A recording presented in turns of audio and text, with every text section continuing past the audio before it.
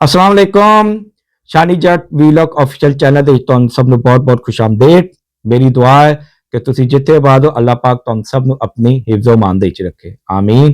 ਮੇਰੇ ਉਹ ਦੋਸਤ ਮੇਰੇ ਉਹ ਭਰਾ ਜਿਹੜੇ ਅੱਜ ਪਹਿਲੀ ਵਾਰੀ ਮੇਰੇ ਚੈਨਲ ਦੇ ਵਿੱਚ ਆਏ ਨੇ ਉਹਨਾਂ ਕੋਲੋਂ ਗੁਜ਼ਾਰਿਸ਼ ਹੈ ਕਿ ਮੇਰੇ ਚੈਨਲ ਨੂੰ ਜ਼ਿਆਦਾ ਤੋਂ ਜ਼ਿਆਦਾ ਸਬਸਕ੍ਰਾਈਬ ਕਰੋ, ਲਾਈਕ ਕਰੋ, ਸ਼ੇਅਰ ਕਰੋ ਤੇ ਘੰਟੀ ਦੇ ਨਿਸ਼ਾਨ ਨੂੰ ਦਬਾ ਦਿਓ ਤਾਂ ਕਿ ਮੇਰਾ ਵੀਲੌਗ बर वक्त ਤੁਹਾਡੇ ਤੱਕ ਪਹੁੰਚੇ। ਤੇ ਕੋਸ਼ਿਸ਼ ਕਰੋ ਕਿ ਮੇਰੇ ਵੀਲੌਗ ਨੂੰ ਐਂਡ ਤੱਕ ਜ਼ਰੂਰ ਦੇਖੋ ਤੇ ਆਪਣੇ ਖਿਆਲਾਤ ਦਾ ਇਜ਼ਹਾਰ ਜ਼ਰੂਰ ਕਰੋ ਲੇਕਿਨ ਤਹਿਜ਼ੀਬ ਦੇ ਦਾਇਰੇ 'ਚ। ਅੱਜ ਦੀਆਂ ਕੁਝ ਖਬਰਾਂ ਤੁਹਾਡੇ ਅੱਗੇ ਲੈ ਕੇ ਪੇਸ਼ ਹੋਈਆਂ। ਸਭ ਤੋਂ ਪਹਿਲੇ ਤੁਹਾਡੇ ਨਾਲ ਜ਼ਿਕਰ ਕਰਾਂਗੇ ਰਾਣਾ ਸਨਾਉਲਾ ਦੇ ਇੰਟਰਵਿਊ ਦੇ ਮੁਤਾਲਿਕ। ਫਿਰ ਤੁਹਾਡੇ ਅੱਗੇ ਇੱਕ ਹੋਰ ਜ਼ਿਕਰ ਕਰਾਂਗੇ ਖਬਰ ਦਾ ਕਿ ਸਾਡੇ ਜਿਹੜੇ ਫੀਲਡ ਮਾਰਸ਼ਲ ਸਾਹਿਬ ਨੇ ਉਹਨਾਂ ਦੇ ਜਿਹੜੇ ਨਾ ਟ੍ਰੋਲਿੰਗ ਕੀਤੀ ਜਾ ਰਹੀ ਹੈ, ਜਿਹੜੇ ਸੋਸ਼ਲ ਮੀਡੀਆ ਦੇ ਉੱਤੇ ਜਿਹੜੇ ਬੈਠੇ ਨੇ YouTube ਦੇ ਜਿਹੜੇ ਹੈਗੇ ਨੇ YouTube ਕਰਦੇ ਨੇ PTI ਦੇ ਤੇ ਕਿਸ ਹਵਾਲੇ ਨਾਲ ਟ੍ਰੋਲਿੰਗ ਹੋ ਰਹੀ ਇਹਦੇ ਉੱਤੇ ਗੱਲ ਕਰਾਂਗੇ। ਫਿਰ ਮਰੀਮ ਨਵਾਜ਼ ਸਾਹਿਬਾ ਦੇ ਬਾਰੇ ਚ ਗੱਲ ਕਰਾਂਗੇ। ਬਾਕੂ ਦੇ ਦੌਰੇ ਦੇ ਵਿੱਚ ਹੈਗੇ ਨੇ ਉਹ ਤੇ ਉੱਥੇ ਉਹ ਬੜੇ ਜਿਹੜੇ ਨੇ ਉਹ ਆਪਣਾ ਦੌਰੇ ਕਰਦੇ ਨੇ ਤੇ ਉਹਨਾਂ ਨੇ ਜਿਹੜਾ ਇਕਨੋਮਿਕ ਫਾਰਮ ਹੈ ਉੱਥੇ ਵੀ ਗੁਫ਼ਤਗੂ ਕੀਤੀ ਹੈ ਤੇ ਬਕਾਇਦਾ ਇਹਨਾਂ ਦੇ ਹਵਾਲੇ ਨਾਲ ਵੀ ਜਿਹੜੇ ਨੇ ਨਾ ਜਿਹੜੇ PTI ਦੇ ਜਿਹੜੇ ਯੂਟਿਊਬਰਸ ਹੈਗੇ ਨੇ ਤੇ ਉਹ ਵੀ ਜਿਹੜੇ ਨੇ ਨਾ ਉਹ ਟ੍ਰੋਲਿੰਗ ਕਰ ਰਹੇ ਨੇ। ਰਾਣਾ ਸਨਾਉਲਾ ਦੇ ਬਾਰੇ ਸਭ ਤੋਂ ਪਹਿਲੇ ਉੱਥੇ ਗੱਲ ਕਰਨੀ ਹੈ ਰਾਣਾ ਸਨਾਉਲਾ ਸਾਹਿਬ ਦੇ। ਰਾਣਾ ਸਨਾਉਲਾ ਸਾਹਿਬ ਨੇ ਜਨਾਬ ਇੱਕ ਇੰਟਰਵਿਊ ਦਿੱਤਾ ਸਲੀਮ ਸਾਫੀ ਸਾਹਿਬ ਨੂੰ ਤੇ ਉੱਥੇ ਜਨਾਬ ਰਾਣਾ ਸਾਹਿਬ ਨੇ ਜਦੋਂ ਉਹਨਾਂ ਕੋਲੋਂ ਪੁੱਛਿਆ ਗਿਆ ਕਿ ਜੀ 28ਵੀਂ ਤਰਮੀਮ ਦੇ ਮੁਤਲਕ ਤੇ ਵੋਟਰ ਦੀ ਜਿਹੜੀ ਉਮਰ ਹੈ ਉਹਦੇ ਮੁਤਲਕ ਉਹਨਾਂ ਨੇ ਪੁੱਛਿਆ ਤੇ ਰਾਣਾ ਸਾਹਿਬ ਨੇ ਜਨਾਬ ਕਿਹਾ ਕਿ ਜੀ ਬਿਲਕੁਲ 28ਵੀਂ ਤਰਮੀਮ ਜਿਹੜੀ ਹੈ ਨਾ ਉਹ ਆਏਗੀ, ਬਿਲਕੁਲ ਆਏਗੀ ਤੇ ਉਹਦੇ ਵਿੱਚ ਹਰ ਚੀਜ਼ ਨੂੰ ਤੈਅ ਕੀਤਾ ਜਾਏਗਾ ਕਿ ਇੱਕ ਤੇ ਲੋਕਲ ਬਾਡੀਜ਼ ਦੇ ਇਲੈਕਸ਼ਨ ਜਿਹੜੇ ਨੇ ਉਹਨਾਂ ਦੇ ਮੁਤਲਕ ਜਿਹੜਾ ਨਾ ਬਿਆਨ ਕੀਤਾ ਜਾਏਗਾ ਕਿ ਕਿਸ ਤਰੀਕੇ ਦੇ ਨਾਲ ਹੋਣਗੇ, ਕੀ ਹਿਸਾਬ ਕਿਤਾਬ ਹੋਏਗਾ, ਕਦੋਂ ਹੋਣਗੇ, ਹਰ ਚੀਜ਼ ਤੇ ਕਿੰਨੇ ਸਾਲ ਬਾਅਦ ਹੋਇਆ ਕਰਨਗੇ, ਉਸ ਚੀਜ਼ ਨੂੰ ਡਿਸਕਸ ਕੀਤਾ ਜਾਏਗਾ। ਫਿਰ ਬਕਾਇਦਾ ਇਹ ਵੀ ਉਹਨਾਂ ਨੇ ਕਿਹਾ ਰਾਣਾ ਸਾਹਿਬ ਨੇ ਕਿ ਜਿਹੜੀ ਵੋਟਰਸ ਦੀ ਜਿਹੜੀ ਉਮਰ ਹੈਗੀ ਹੈ ਨਾ ਉਹਨੂੰ ਵੀ ਜਿਹੜਾ ਨਾ ਅਸੀਂ ਵਧਾ ਕੇ 25 ਸਾਲ ਤੱਕ ਲੈ ਕੇ ਜਾ ਰਹੇ ਹਾਂ, 25 ਸਾਲ ਤੱਕ। ਤੇ ਹੁਣ ਜਿਹੜੀ ਇਸ ਟਾਈਮ ਵੋਟਰ ਦੀ ਜਿਹੜੀ ਉਮਰ ਹੈਗੀ ਨਾ ਉਹ 18 ਸਾਲ ਹੈਗੀ ਹੈ। ਇਹ ਬਿੱਲ ਪਾਸ ਹੋਇਆ ਸੀ ਇਮਰਾਨ ਅਹਿਮਦ ਖਾਨ ਨਿਆਜ਼ੀ ਸਾਹਿਬ ਦੇ ਦੌਰੇ ਹਕੂਮਤ ਦੇ ਵਿੱਚ ਜਦੋਂ ਪ੍ਰਾਈਮ ਮਿਨਿਸਟਰ ਬਣੇ ਸਨ, ਕਿਉਂਕਿ ਉਹਨਾਂ ਨੇ ਜਨਾਬ ਇਮਰਾਨ ਸਾਹਿਬ ਨੇ ਜਿਹੜੀ ਸਾਡੀ ਯੰਗ ਜਨਰੇਸ਼ਨ ਹੈ ਜਿਹਨੂੰ ਅਸੀਂ ਯੂਥ ਕਹਿੰਦੇ ਹਾਂ ਉਹਨਾਂ ਦਾ ਐਸਾ ਕਿ ਉਹਨਾਂ ਨੇ ਬ੍ਰੇਨ ਵਾਸ਼ ਕਰ ਦਿੱਤਾ ਹੋਇਆ ਕਿ ਉਹਨਾਂ ਦੇ ਜ਼ਿਹਨ ਦੇ ਵਿੱਚ ਜਿਹੜਾ ਨਾ ਸਿਰਫ ਇਹੀ ਹੈ ਕਿ ਜੀ ਬਸ ਇਮਰਾਨ ਸਾਹਿਬ ਹੀ ਜਿਹੜੇ ਨੇ ਉਹ ਨਜਾਤ ਦਹਿੰਦਾ ਨੇ, ਬਾਕੀ ਸਭ ਜਿਹੜੇ ਵੀ ਹੈਗੇ ਨੇ ਦੂਸਰੇ ਸਿਆਸਤਦਾਨ ਹੋ ਗਏ ਜਾਂ ਦੂਸਰੇ ਅਦਾਰੇ ਦੇ ਲੋਕ ਹੋ ਗਏ ਉਹ ਸਾਰੇ ਜਿਹੜੇ ਨੇ ਨਾ ਉਹ ਉਹਨਾਂ ਨੂੰ ਵਿਲਨ ਕੰਸੀਡਰ ਕਰਦੇ ਨੇ, ਲੇਕਿਨ ਇਮਰਾਨ ਖਾਨ ਸਾਹਿਬ ਨੂੰ ਉਹ ਸਮਝਦੇ ਨੇ ਕਿ ਇਹ ਨਜਾਤ ਦਹਿੰਦਾ ਹੈਗਾ। ਲੇਕਿਨ ਤੁਸੀਂ ਇਹ ਦੇਖੋ ਕਿ ਜਿਹੜੀ 18 ਸਾਲ ਦੀ ਉਮਰ ਹੁੰਦੀ ਹੈ ਬੜੀ ਕੱਚੀ ਉਮਰ ਹੁੰਦੀ ਹੈ, ਠੀਕ ਹੈ। ਇਸ ਉਮਰ ਤੱਕ ਤੁਸੀਂ ਉਹਨਾਂ ਦੇ ਜ਼ਿਹਨ ਦੇ ਵਿੱਚ ਜੋ ਵੀ ਤੁਸੀਂ ਗੱਲ ਪਾ ਦਿਓਗੇ ਨਾ ਉਹ ਉਹਨੂੰ ਫੜ ਲੈਣਗੇ ਤੇ ਉਹ ਬੈਠ ਜਾਏਗੀ ਉਹਨਾਂ ਦੇ ਦਿਮਾਗ ਦੇ ਵਿੱਚ ਤੇ ਉਹ ਫਿਰ ਜਿਹੜੀ ਨਾ ਬੜੀ ਮੁਸ਼ਕਿਲਾਂ ਦੇ ਨਾਲ ਨਿਕਲਦੀ ਹੈ ਜੇ ਨਿਕਲੇ। ਤੁਸੀਂ ਇਹ ਵੀ ਦੇਖੋ ਕਿ ਜਿੰਨੇ ਵੀ PTI ਦੇ ਹੈਗੇ ਨੇ ਯੂਥ, ਠੀਕ ਹੈ, ਜਿਨ੍ਹਾਂ ਦੀਆਂ ਉਮਰਾਂ 12 ਤੋਂ ਲੈ ਕੇ 20 ਸਾਲ ਤੱਕ ਹੈਗੀ ਹੈ, 12 ਤੋਂ ਲੈ ਕੇ 20 ਸਾਲ ਤੱਕ ਹੈਗੀ ਹੈ, ਠੀਕ ਹੈ। ਇਹ ਤੁਸੀਂ ਰਿਕਾਰਡ ਚੈੱਕ ਕਰ ਸਕਦੇ ਹੋ, ਵੀਡੀਓਜ਼ ਦੇਖ ਲਓ YouTube ਦੇ ਵਿੱਚ ਪਈਆਂ ਨੇ, Facebook ਦੇ ਵਿੱਚ ਪਈਆਂ ਨੇ ਕਿ ਇਹ ਲੋਕ ਤੇ ਆਪਣੇ ਮਾਂ-ਬਾਪ ਦੀ ਵੀ ਇੰਨੀ ਇੱਜ਼ਤ ਨਹੀਂ ਕਰਦੇ, ਆਪਣੇ ਮਾਂ-ਬਾਪ ਨੂੰ ਵੀ ਕੁਝ ਨਹੀਂ ਸਮਝਦੇ। ਮੈਂ ਇੰਨੀਆਂ ਵੀਡੀਓ ਦੇਖੀਆਂ ਨੇ ਕਿ ਤੁਸੀਂ ਯਕੀਨ ਕਰੋ ਕਿ ਇਹਨਾਂ ਅੱਗੇ ਜਦੋਂ ਕਿਹਾ ਜਾਂਦਾ ਨਾ ਕਿ ਬਈ ਇੱਕ ਪਾਸੇ ਤੁਹਾਡੇ ਵਾਲਿਦ ਸਾਹਿਬ ਨੇ ਦੂਸਰੇ ਪਾਸੇ ਇਮਰਾਨ ਤੇ ਕਿਹਨੂੰ ਤੁਸੀਂ ਚੂਜ਼ ਕਰੋਗੇ ਤੇ ਇਹ ਕਹਿੰਦੇ ਨੇ ਕਿ ਅਸੀਂ ਇਮਰਾਨ ਖਾਨ ਨੂੰ ਚੂਜ਼ ਕਰਾਂਗੇ, ਅਸੀਂ ਬਾਪ ਨੂੰ ਉਹ ਚੂਜ਼ ਨਹੀਂ ਕਰਾਂਗੇ। ਫਿਰ ਕੁੜੀਆਂ ਜਿਹੜੀਆਂ ਨੇ ਜਿਹੜੀ ਟੀਨੇਜ ਜਿਹੜੀਆਂ ਬੱਚੀਆਂ ਨੇ ਉਹ ਕੀ ਕਹਿੰਦੀਆਂ ਨੇ ਕਿ ਜੀ ਕਿ ਅਸੀਂ ਚਾਹੁੰਦੇ ਹਾਂ ਕਿ ਇਮਰਾਨ ਸਾਹਿਬ ਸਾਡੇ ਮਾਂ ਨਾਲ ਸ਼ਾਦੀ ਕਰ ਲੈ, ਸਾਡੇ ਬਾਪ ਨੂੰ ਕੋਈ ਇਤਰਾਜ਼ ਨਹੀਂ ਹੋਏਗਾ। ਇਸ ਤਰ੍ਹਾਂ ਦੀ ਸੋਚ ਹੈਗੀ ਹੈ, ਠੀਕ ਹੈ। ਤੇ ਇਹ ਲੋਕ ਕਹਿੰਦੇ ਨੇ ਕਿ ਜੀ ਕਿ ਸਾਡੇ ਮਾਂ-ਬਾਪ ਨੇ ਉਹ ਪਰਵਰਿਸ਼ ਨਹੀਂ ਕੀਤੀ ਜੋ ਸ਼ਊਰ ਸਾਨੂੰ ਇਮਰਾਨ ਖਾਨ ਨੇ ਦਿੱਤਾ ਹੈ ਤੇ ਅਸੀਂ ਮਾਂ-ਬਾਪ ਨੂੰ ਸਮਝਦੇ ਕੁਝ ਨਹੀਂ ਹੈਗੇ। ਇਸ ਤਰ੍ਹਾਂ ਦੀ ਵੀ ਕਈ ਵੀਡੀਓ ਮੈਂ ਦੇਖੀਆਂ ਨੇ ਤੇ ਤੁਸੀਂ ਹੁਣ ਆਪ ਇਹਨਾਂ ਦੀ ਜਿਹੜੀ ਜ਼ਿਹਨੀਅਤ ਹੈ, ਇਹਨਾਂ ਦੀ ਜਿਹੜੀ ਸੋਚਣ ਤੇ ਸਮਝਣ ਦੀ ਜਿਹੜੀ ਸਲਾਹੀਅਤ ਹੈ ਤੇ ਅੰਦਾਜ਼ਾ ਤੁਸੀਂ ਇੱਥੋਂ ਲਾ ਲਓ ਕਿ ਕਿੱਡੇ ਬਾਸ਼ਊਰ ਹੈਗੇ ਨੇ। ਤੇ ਉਮਰਾਂ ਇਹਨਾਂ ਦੀਆਂ ਜਦੋਂ ਚੈੱਕ ਕੀਤੀਆਂ ਜਾਂਦੀਆਂ ਨੇ ਤੇ 17 ਸਾਲ 18 ਸਾਲ 19 ਸਾਲ 20 ਸਾਲ ਜਾਂ 21 ਸਾਲ, ਠੀਕ ਹੈ। ਇਸ ਉਮਰ ਦੇ ਬੱਚੇ ਤੇ ਬੱਚੀਆਂ ਜਿਹੜੀਆਂ ਨੇ ਜਦੋਂ ਇਸ ਤਰ੍ਹਾਂ ਦੀਆਂ ਗੱਲਾਂ ਕਰਨ ਤੇ ਬੰਦੇ ਨੂੰ ਦੁੱਖ ਹੁੰਦਾ ਹੈ। ਮਾਂ-ਬਾਪ ਨੂੰ ਜਿਨ੍ਹਾਂ ਨੇ ਪਾਲਿਆ ਜੰਮਿਆ, ਜਿਨ੍ਹਾਂ ਨੇ ਇਹਨਾਂ ਦੀਆਂ ਸਾਰੀਆਂ ਖੁਆਇਸ਼ਾਂ ਪੂਰੀਆਂ ਕੀਤੀਆਂ ਨੇ, ਇਹਨਾਂ ਨੂੰ ਪੜ੍ਹਾਇਆ ਲਿਖਾਇਆ, ਤੇ ਉਹ ਜਿਹੜੇ ਨੇ ਸਿਰ ਫੜ ਕੇ ਬੈਠ ਜਾਂਦੇ ਨੇ ਕਿ ਜੀ ਸਾਡੀ ਤਰਬੀਅਤ ਦਾ ਇਹ ਸਿਲਾ ਦਿੱਤਾ ਹੈ ਕਿ ਸਾਨੂੰ ਇਹ ਕੁਝ ਅਹਿਮੀਅਤ ਨਹੀਂ ਦੇ ਰਹੇ, ਤੇ ਉਸ ਸ਼ਖਸ ਨੇ ਵੀ ਦੇ ਰਹੇ ਨੇ ਕਿ ਜਿੰਨੇ ਸਿਵਾਏ ਗਾਲਮ ਗਲੋਚ ਦੇ ਹੋਰ ਕੁਝ ਦੱਸਿਆ ਨਹੀਂ ਹੈਗਾ। ਤੁਸੀਂ ਇਮਰਾਨ ਖਾਨ ਦੀਆਂ ਤਕਰੀਰਾਂ ਦੇਖ ਲਓ, YouTube ਦੇ ਵਿੱਚ ਪਈਆਂ ਨੇ, Facebook ਦੇ ਵਿੱਚ ਪਈਆਂ ਨੇ, ਠੀਕ ਹੈ, ਕਿ ਉਹ ਖੁੱਲੇਆਮ ਕਹਿ ਰਿਹਾ ਕਿ ਜੀ ਤੁਸੀਂ ਜਿਹੜਾ ਨਾ 2014 ਦਾ ਧਰਨਾ ਦੇਖ ਲਓ, ਉਹਦੀ ਜ਼ਬਾਨ ਤੁਸੀਂ ਦੇਖ ਲਓ ਕਿਸ ਤਰ੍ਹਾਂ ਦੀ ਉਹਦੀ ਜ਼ਬਾਨ ਹੈ, ਠੀਕ ਹੈ, ਤੇ ਕਿਸ ਤਰ੍ਹਾਂ ਉਹ ਗਾਲਾਂ ਕਰਦਾ ਸੀ, ਕਿਸ ਤਰ੍ਹਾਂ ਬੋਲਦਾ ਸੀ, ਉਹ ਤੋਂ ਇਹ ਕਰਕੇ ਬੁਲਾਉਂਦਾ ਹੁੰਦਾ ਸੀ, ਮੈਂ ਫਾਂਸੀ ਦੇ ਦਿਆਂਗਾ, ਮੈਂ ਕਰ ਦਾਂਗਾ, ਸ਼ਲਵਾਰਾਂ ਗਿੱਲੀਆਂ ਹੋ ਰਹੀਆਂ ਨੇ। ਅੱਗੇ ਡਾਂਸ ਕਰਾਉਂਦਾ ਸੀ, ਗਾਣੇ ਚੱਲਦੇ ਸਨ, ਤੇ ਮੌਲਾਨਾ ਫਜ਼ਲ ਰਹਿਮਾਨ ਸਾਹਿਬ ਨੂੰ ਮੁਖਾਤਿਬ ਕਰਕੇ ਕਹਿੰਦਾ ਸੀ ਕਿ ਤੂੰ ਇਸਲਾਮ ਦੀ ਕੀ ਗੱਲ ਕਰਨਾ, ਇਸਲਾਮ ਇਹ ਹੈਗਾ, ਇਹ ਦੇਖ ਇਹ ਇਸਲਾਮ ਹੈ, ਤੇ ਅੱਗੇ ਉਹ ਬੱਚੀਆਂ ਨੱਚ ਰਹੀਆਂ ਹੁੰਦੀਆਂ ਸਨ। ਤੇ ਤੁਸੀਂ ਹੁਣ ਆਪ ਇਹਨਾਂ ਦੀ ਸੋਚ ਦਾ ਤੇ ਇਹਨਾਂ ਦੀ ਜ਼ਿਹਨੀਅਤ ਦਾ, ਇਹਨਾਂ ਦੇ ਸ਼ਊਰ ਦਾ ਤੁਸੀਂ ਹੁਣ ਆਪ ਅੰਦਾਜ਼ਾ ਕਰ ਲਓ ਕਿ ਇਹਨਾਂ ਦਾ ਕੀ ਹੈਗਾ।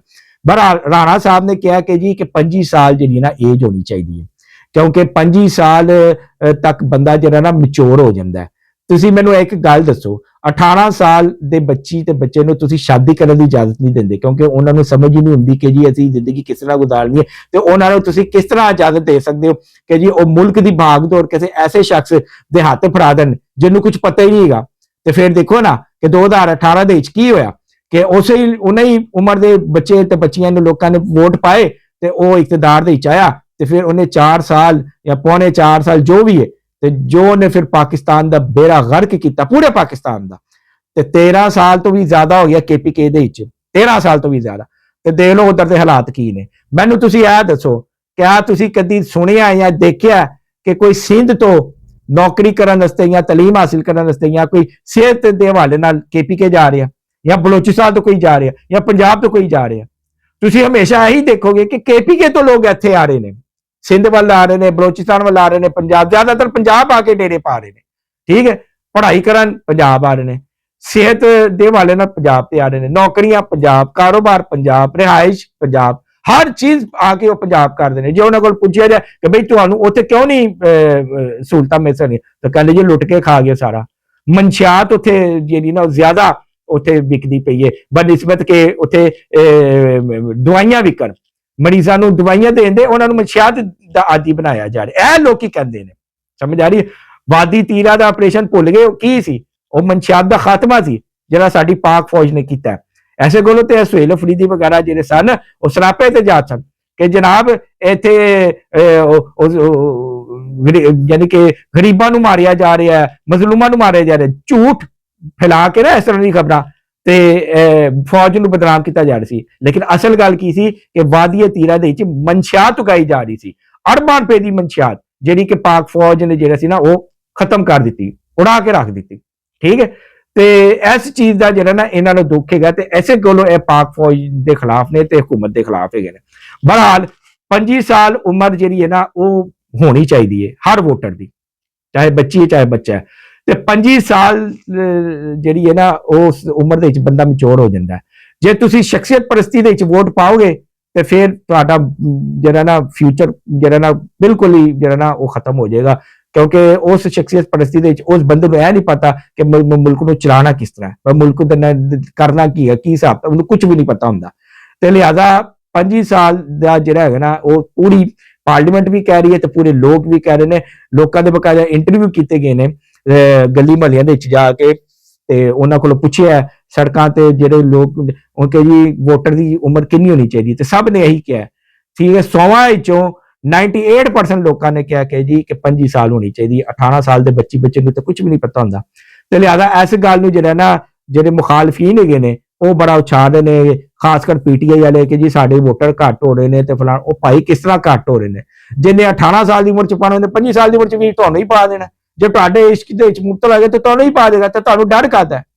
ਡਰ ਤੇ ਉਹਨੂੰ ਹੋਣਾ ਚਾਹੀਦਾ ਕਿ ਹਾਂ ਵੀ ਕਿ ਸਾਨੂੰ ਜਿਹੜਾ ਨਾ ਵੋਟ ਨਹੀਂ ਪਾਣਗੇ। ਜਿਹਦਾ 18 ਸਾਲ ਦੀ ਉਮਰ ਦੇ ਵਿੱਚ ਉਹਦੇ ਦਿਲੋਂ ਦਿਮਾਗ ਦੇ ਵਿੱਚ ਤੁਹਾਡਾ ਇਸ਼ਕ ਬੈਠ ਗਿਆ, ਤੇ ਉਹ 25 ਸਾਲ ਤੱਕ ਕਾਇਮ ਦਾਇਮ ਹੀ ਰਹੇਗਾ, ਤੇ ਪਾ ਦੇਗਾ। ਤੇ ਲਿਹਾਜ਼ਾ 25 ਸਾਲ ਜਿਹੜੀ ਹੈ ਨਾ ਉਹ ਮੇਰੀ ਨਜ਼ਰ ਦੇ ਵਿੱਚ ਜਿਹੜੀ ਨਾ ਉਹ ਪਰਫੈਕਟ ਉਮਰ ਹੈਗੀ ਹੈ। ਦੂਸਰੀ ਖਬਰ ਮੈਂ ਤੁਹਾਡੇ ਨਾਲ ਇਹ ਡਿਸਕਸ ਕਰਨੀ ਹੈ ਆਪਣੇ ਫੀਲਡ ਮਾਰਸ਼ਲ ਜਿਹੜੇ ਹੈਗੇ ਨੇ ਜਨਰਲ ਆਸਿਮ ਮੁਨੀਰ ਸਾਹਿਬ, ਹਾਫਿਜ਼ ਕੁਰਾਨ। ਇਹਨਾਂ ਦੇ ਬਾਰੇ ਚ ਜਿਹੜੇ ਪੀਟੀਆਈ ਦੇ ਜਿਹੜੇ ਯੂਟਿਊਬਰਸ ਹੈਗੇ ਨੇ ਉਹ ਬਹੁਤ ਜ਼ਿਆਦਾ ਜਿਹੜਾ ਨਾ ਟ੍ਰੋਲਿੰਗ ਕਰਦੇ ਨੇ ਤੇ ਉਹਨਾਂ ਦੀ ਸ਼ਖਸੀਅਤ ਨੂੰ ਜਿਹੜਾ ਨਾ ਉਹ ਬਹੁਤ ਜ਼ਿਆਦਾ ਖਰਾਬ ਕਰਨ ਦੀ ਕੋਸ਼ਿਸ਼ ਕਰਦੇ ਨੇ ਕਿ ਜੀ ਸਦਰ ਜਿਹੜੇ ਹੈਗੇ ਨੇ ਆਸਿਫ ਅਲੀ ਜ਼ਰਦਾਰੀ ਸਾਹਿਬ, ਇਹ ਉਹਨਾਂ ਨੂੰ ਹਟਾ ਕੇ ਤੇ ਆਪ ਸਦਰ ਬਣਨਾ ਚਾਹੁੰਦੇ ਨੇ। ਮੈਂ ਤੁਹਾਨੂੰ ਇੱਥੇ ਇੱਕ ਗੱਲ ਵਜ਼ਾਹਤ ਕਰ ਰਿਹਾ ਕਿ ਜਿਹੜੇ ਸਾਡੇ ਫੀਲਡ ਮਾਰਸ਼ਲ ਸਾਹਿਬ ਹੈਗੇ ਨੇ ਨਾ, ਅੱਲਾਹ ਤਾਲਾ ਨੇ ਉਹਨਾਂ ਨੂੰ ਇੰਨੀ ਇੱਜ਼ਤ ਦੇ ਦਿੱਤੀ ਹੈ, ਇੰਨੀ ਇੱਜ਼ਤ ਦੇ ਦਿੱਤੀ ਹੈ ਕਿ ਉਹਨਾਂ ਨੂੰ ਨਾ ਸਦਰ ਬਣਨ ਦੀ ਜ਼ਰੂਰਤ ਹੈ, ਨਾ ਉਹਨਾਂ ਨੂੰ ਵਜ਼ੀਰ ਆਜ਼ਮ ਬਣਨ ਦੀ ਜ਼ਰੂਰਤ ਹੈ, ਕਿਉਂਕਿ ਇਸ ਟਾਈਮ ਜਿਸ ਅਹੁਦੇ ਤੇ ਉਹ ਫਾਇਜ਼ ਹੈਗੇ ਨੇ ਨਾ, ਉਹ ਬਹੁਤ ਹਾਈ ਲੈਵਲ ਦੇ ਅਹੁਦੇ ਤੇ ਬੈਠੇ ਹੋਏ ਨੇ, ਤੇ ਲਿਹਾਜ਼ਾ ਉਹਨਾਂ ਨੂੰ ਕਿਸੇ ਕਿਸਮ ਦੀ ਕੋਈ ਸਦਾਰਤ ਲੈਣ ਦੀ ਜਾਂ ਪ੍ਰਾਈਮ ਮਿਨਿਸਟਰੀ ਲੈਣ ਦੀ ਕੋਈ ਜ਼ਰੂਰਤ ਨਹੀਂ ਹੈਗੀ। ਉਹ ਆਪਣੇ ਉਸ ਅਹੁਦੇ ਨੂੰ ਬਹੁਤ ਜ਼ਿਆਦਾ ਇੰਜੋਏ ਕਰਦੇ ਨੇ ਤੇ ਆਪਣਾ ਕੰਮ ਜਿਹੜਾ ਨਾ ਬੜੀ ਜ਼ਿੰਮੇਵਾਰੀ ਦੇ ਨਾਲ ਕਰਦੇ ਨੇ। ਨਾਲੇ ਮੈਂ ਤੁਹਾਨੂੰ ਇੱਕ ਹੋਰ ਗੱਲ ਦੱਸਾਂ ਕਿ ਇਹ 78 ਸਾਲ ਪਾਕਿਸਤਾਨ ਨੂੰ ਹੋ ਚੁੱਕੇ ਨੇ, ਇਸ ਸਾਲ 79 ਇਅਰਸ ਹੋ ਜਾਣਗੇ, ਠੀਕ ਹੈ, 2026 ਦੀ ਚੱਲ ਰਹੀ ਹੈ ਤੇ 79 ਇਅਰਸ ਹੋ ਜਾਣਗੇ ਪਾਕਿਸਤਾਨ ਨੂੰ। ਇਹਨਾਂ 79 ਇਅਰਸ ਦੇ ਵਿੱਚ ਜਿੰਨੇ ਵੀ ਜਨਰਲਸ ਆਏ ਨੇ, ਜਿਨ੍ਹਾਂ ਨੇ ਮਾਰਸ਼ਲਾ ਵੀ ਲਾਇਆ, ਤੇ ਇਹਨਾਂ ਸਭ ਨੂੰ ਮਿਲਾ ਕੇ ਮੈਂ ਸਮਝਦਾ, ਮੇਰੀ ਆਪਣੀ ਜ਼ਾਤੀ ਰਾਏ ਕਿ ਹਾਫਿਜ਼ ਸਾਹਿਬ ਜਿਹੜੇ ਨੇ ਨਾ, ਇਹ ਉਹਨਾਂ ਸਭ ਨਾਲੋਂ ਜਿਹੜੇ ਨੇ ਨਾ ਮੁਖਤਲਿਫ ਵੀ ਨੇ ਤੇ ਮੁਨਫਰਦ ਵੀ ਹੈਗੇ ਨੇ, ਠੀਕ ਹੈ। ਤੇ ਐਸਾ ਜਨਰਲ ਜਿਹੜਾ ਨਾ ਪਹਿਲੇ ਕਦੀ ਨਹੀਂ ਆਇਆ ਕਿ ਜਿਨੇ ਜਮਹੂਰੀਅਤ ਨੂੰ ਜਿਹੜਾ ਨਾ ਇੱਜ਼ਤ ਦਿੱਤੀ ਹੈ।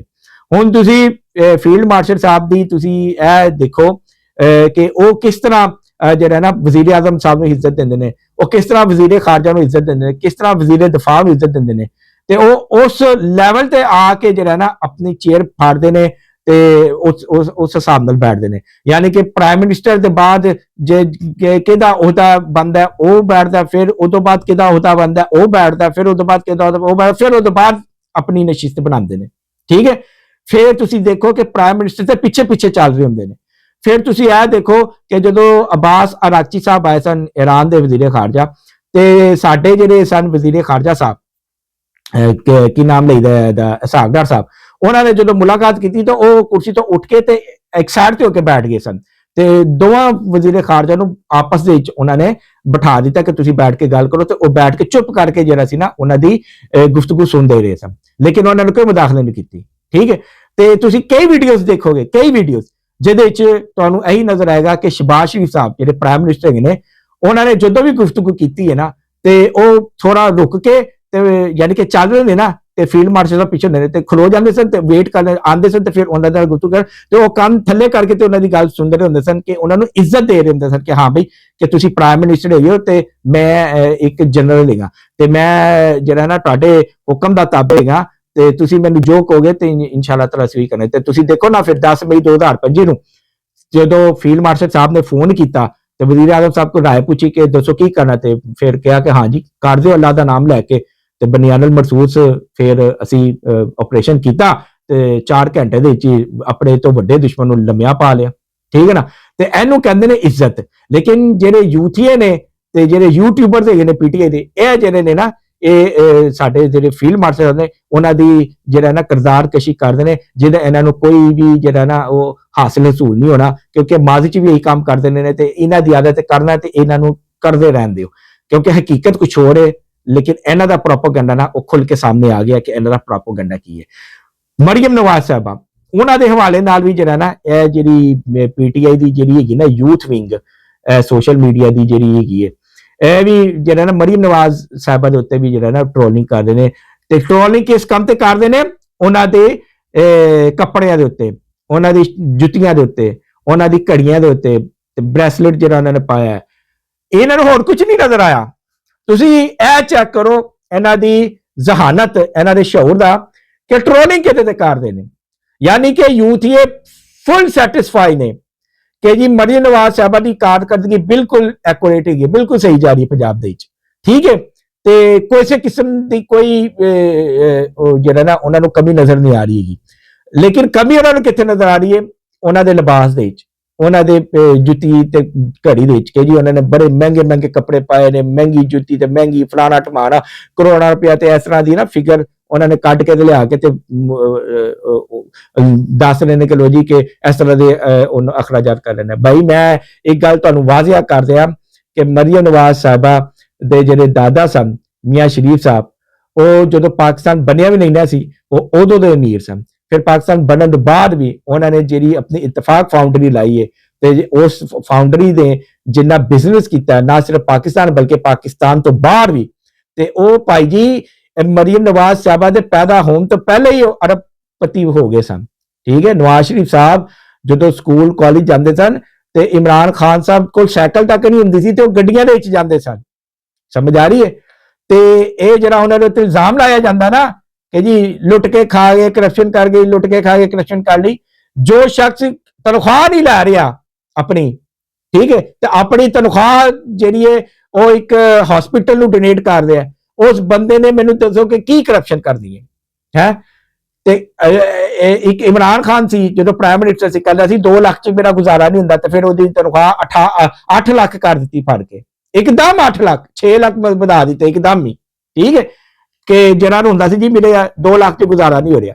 ਤੇ ਇੱਕ ਨਵਾਜ਼ ਸ਼ਰੀਫ ਸਾਹਿਬ, ਉਹ ਭਾਈ ਇਹਨਾਂ ਦੀ ਤੇ ਰੋਟੀ ਘਰੋਂ ਆਉਂਦੀ ਹੈ। ਠੀਕ ਹੈ, ਆਪਣਾ ਯਾਨੀ ਕਿ ਗਵਰਨਮੈਂਟ ਦੇ ਖਜ਼ਾਨੇ ਚ ਤੇ 1 ਰੁਪਈਆ ਨਹੀਂ ਆਪਣੀ ਜ਼ਾਤ ਉੱਤੇ ਖਰਚ ਕਰਦੇ। ਸ਼ਰੀਫ ਖਾਨਦਾਨ ਅਸਾਗਦਾਰ ਸਾਹਿਬ ਨੂੰ ਉਹ ਵੀ 1 ਰੁਪਈਆ ਨਹੀਂ ਲੈਂਦਾ। ਜਿਹੜੇ ਜਿਹੜੇ ਸ਼ਰੀਫ ਖਾਨਦਾਨ ਦੇ ਹੈਗੇ ਨੇ, ਤੇ ਮੈਂ ਉਹਨਾਂ ਦੀ ਤੁਹਾਨੂੰ ਬਿਲਕੁਲ ਤਹਿਕੀਕ ਕਰਕੇ ਗੱਲ ਦੱਸ ਰਿਹਾ ਕਿ 1 ਰੁਪਈਆ ਤਨਖਾਹ ਨਹੀਂ ਲੈਂਦੇ। ਸਿਰਫ ਜਿਹੜਾ ਨਾ ਆਪਣਾ ਕੰਮ ਕਰ ਰਹੇ ਨੇ ਤੇ ਖਲੂਸ ਤੇ ਨੀਅਤ ਦੇ ਨਾਲ ਜਿਹੜਾ ਨਾ ਆਵਾਮ ਦੀ ਖਿਦਮਤ ਕਰ ਰਹੇ ਨੇ। ਲੇਕਿਨ ਹੁਣ ਉਹਨਾਂ ਦੀ ਕਿਰਦਾਰਕਸ਼ੀ ਕੀਤੀ ਜਾਏ, ਉਹਨਾਂ ਦੇ ਤੇ ਟ੍ਰੋਲਿੰਗ ਕੀਤੀ ਜਾਏ ਕਿ ਉਹਨਾਂ ਦੇ ਕੱਪੜੇ ਮੰਗ, ਭਾਈ ਉਹ ਅਮੀਰ ਲੋਕ ਨੇ, ਅਰਬ ਖਰਬਪਤੀ ਲੋਕ ਨੇ ਤੇ ਉਹਨਾਂ ਕੋਲ ਪੈਸਾ ਹੈ, ਤੇ ਹੁਣ ਕੀ ਪੈਸਾ ਆਪਣੇ ਉੱਤੇ ਨਾ ਲਾਣ। ਸਾਡਾ ਤੇ ਇਸਲਾਮ ਵੀ ਕਹਿੰਦਾ ਕਿ ਆਪਣੇ ਉੱਤੇ ਖਰਚ ਕਰੋ ਪੈਸੇ, ਜੇ ਤੁਸੀਂ ਕਮਾਏ ਨੇ, ਕੰਜੂਸੀ ਮਤ ਕਰੋ। ਠੀਕ ਹੈ ਨਾ, ਬੁਖਲ ਮਤ ਕਰੋ, ਪੈਸੇ ਖਰਚ ਕਰੋ। ਲੇਕਿਨ ਇਹਦਾ ਮਤਲਬ ਇਹ ਤਾਂ ਨਹੀਂ ਕਿ ਲੋ ਜੀ ਕਿ ਹੁਣ ਤੁਸੀਂ ਕਹੋ ਜੀ ਕਿ ਇਹ ਕਿਉਂ ਖਰਚਦੇ ਨੇ ਤੇ ਫਲਾਣਾ ਕਿਉਂ ਕਰ, ਸਭ ਬਕਵਾਸ ਹੈਗਾ। ਤੇ ਇਹਦੇ ਨਾਲ ਜਿਹੜਾ ਨਾ ਮੇਰਾ ਨਹੀਂ ਖਿਆਲ ਕਿ ਉਹਨਾਂ ਨੂੰ ਕੋਈ ਫਰਕ ਪੈਂਦਾ। ਪਹਿਲੇ ਵੀ ਇਸ ਤਰ੍ਹਾਂ ਹੀ ਗੱਲਾਂ ਕਰਦੇ ਨੇ, ਪਹਿਲੇ ਵੀ ਇਸ ਤਰ੍ਹਾਂ ਹੀ ਬੋਲਦੇ ਨੇ ਤੇ ਉਹਨਾਂ ਨੂੰ ਕੋਈ ਫਰਕ ਨਹੀਂ ਪਿਆ, ਤਾਂ ਹੁਣ ਵੀ ਜਿਹੜਾ ਨਾ ਇਹਨਾਂ ਨੂੰ ਕੋਈ ਫਰਕ ਨਹੀਂ ਪਏਗਾ। ਤੇ ਇਹ ਸਨ ਜਨਾਬ ਅੱਜ ਦੀਆਂ ਖਬਰਾਂ ਜਿਹੜੀਆਂ ਮੈਂ ਤੁਹਾਡੇ ਗੋਸ਼ੇਗੁਜ਼ਾਰ ਕੀਤੀਆਂ ਨੇ। ਮੇਰੇ ਕੋਲ ਜੋ ਮਾਲੂਮਾਤ ਸਨ ਮੈਂ ਤੁਹਾਡੇ ਅੱਗੇ ਫਰਾਹਮ ਕਰ ਚੁੱਕਿਆ। ਤੇ ਆਪਣੇ ਖਿਆਲਾਤ ਦਾ ਇਜ਼ਹਾਰ ਜ਼ਰੂਰ ਕਰੋ, ਲੇਕਿਨ ਤਹਿਜ਼ੀਬ ਦੇ ਦਾਇਰੇ ਨਾਲ। ਤੇ ਆਪਣਾ ਵੀਲੌਗ ਮੈਂ ਇਸ ਨਾਰੇ ਦੇ ਨਾਲ ਖਤਮ ਕਰਨਾ, ਪਾਕਿਸਤਾਨ ਹਮੇਸ਼ਾ ਜ਼ਿੰਦਾਬਾਦ।